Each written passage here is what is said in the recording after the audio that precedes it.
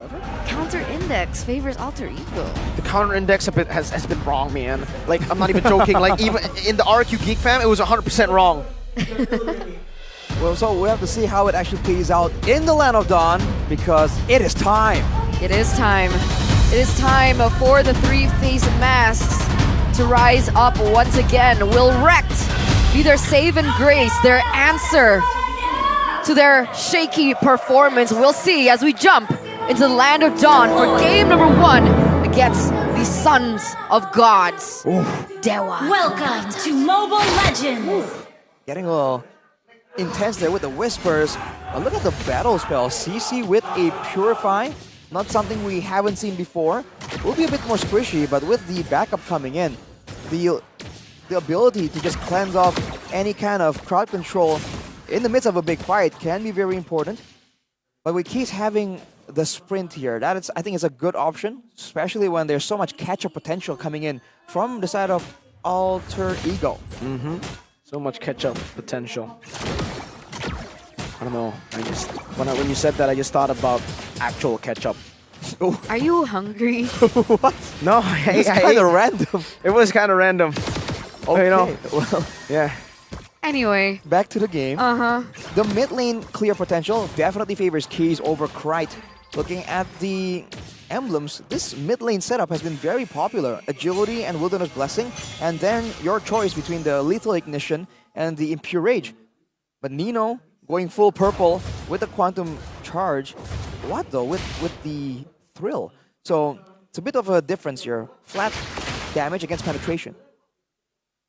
And we can see now as well, Krite.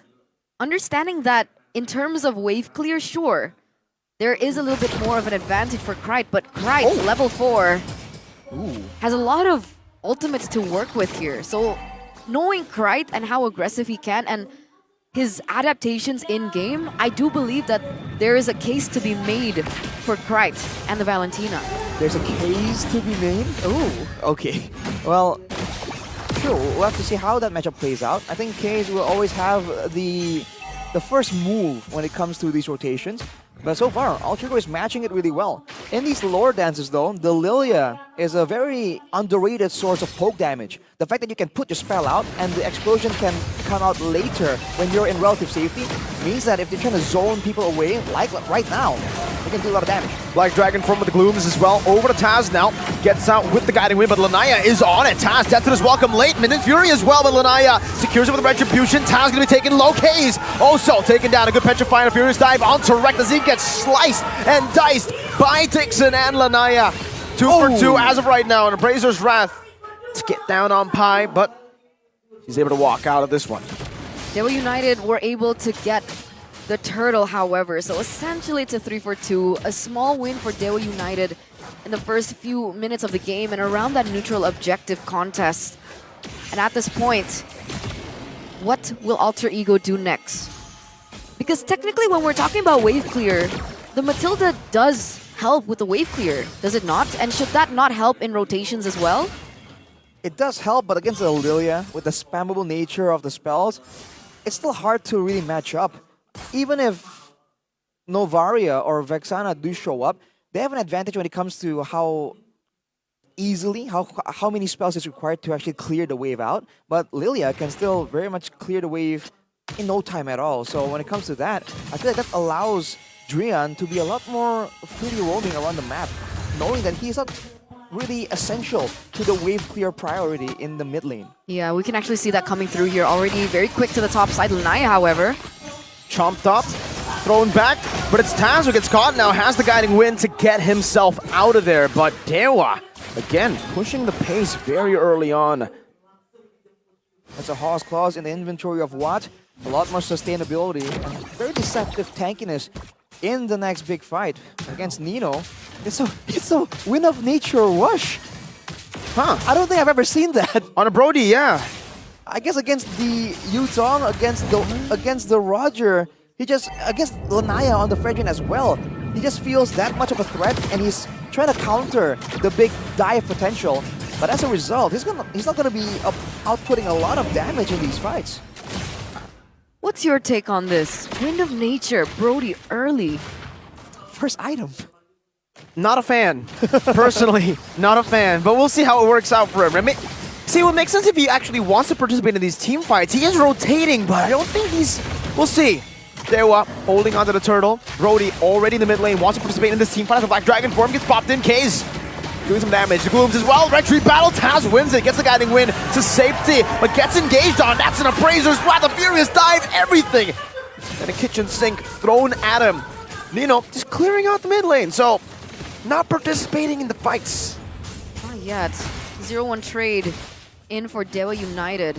With Alter Ego picking it up. Oh, Yo-Yo Man Pi picks up a kill. A solo kill at that against Dixon. All right, that's something. Dixon trying to tango with the Yo-Yo Man. Pi just shuts him down. Glass of the Oasis completed for Alter Ego. That's going to improve their survivability in these fights. The same is available for Drian soon enough. I don't believe he has the Glass of the Oasis just yet. But Krite has preemptively finished the win of the Necklace of Durance as well.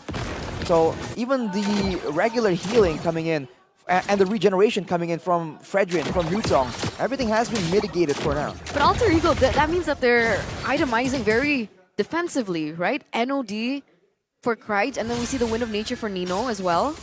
Very reactively, if that makes sense. Okay. It's not exactly an aggressive kind of adaptation. It's just that they see problems and they are just rushing to complete items to really deal with it without completing their quote-unquote core items that shouldn't be situational. So that means that Alter Ego require a little bit more time to get the ball rolling. It looks like they're rotating as 4 here. Are they going in for a gank onto Watt? They are. Red Tree as well committed down onto Watt, but he is able to just dash out away from this threat. K's in the mid lane, forced to use the Black Shoes, tied up by Pi with the Yo-Yos, but he's good. Just uses the Black Shoes. Great tool to already kite back around. And the sprint, we haven't really seen it being used so far, but if Pi does chase him down, that's a very valuable battle spell.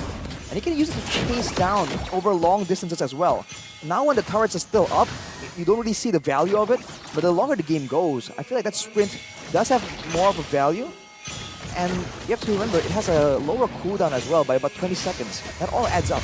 Look at Pi, the poke onto Drian. Uses ultimate already. Lanaya now jumping onto the Rect.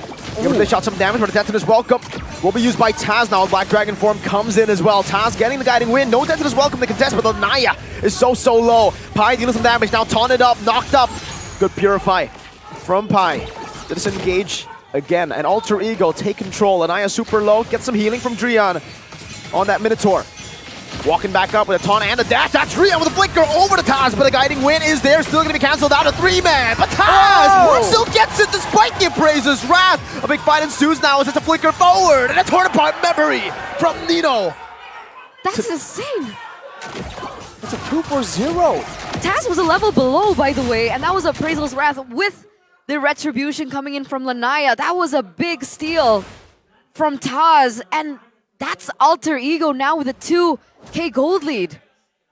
Taz once again just showing off his retribution, and in those critical moments, he was being knocked out by the Minion Fury as well. How in the heck did he get that? Just Taz things, man. Yeah, who was caught in the Minion Fury, the reset as well. That was crazy. That's just Taz. Here's a game fact by our new application GoPay though. Rek finally returns to the MPL ID stage since the last time he played in MPL ID Season 12 when Alter Ego suffered a loss to Geek 2-0 exactly 246 days ago.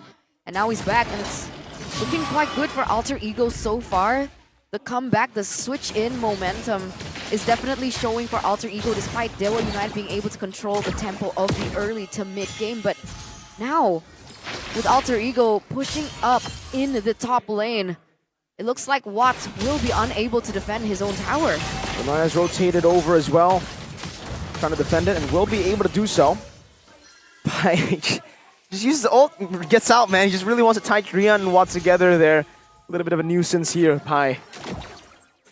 For DEWA though, they don't really have a good catch. They've been trying to really punish Alter Ego, maybe noticing that the items are a bit too reactive without their core items, but they're unable to really force Alter Ego to stay in the fight when they can just go in and out with Rect. just like this. You go in, pick it up. If Watt or Drian jumps in there, it's a guiding wind to easily slide out of danger. And with the clock ticking, Krite has finished his Lightning Truncheon. So all these base items that has been delayed so far are being completed. Even Nino has a Sea Halberd at this point. This is where it gets tricky now for DEWA. I guess their catch will be with Dixon. He does have the Petrify.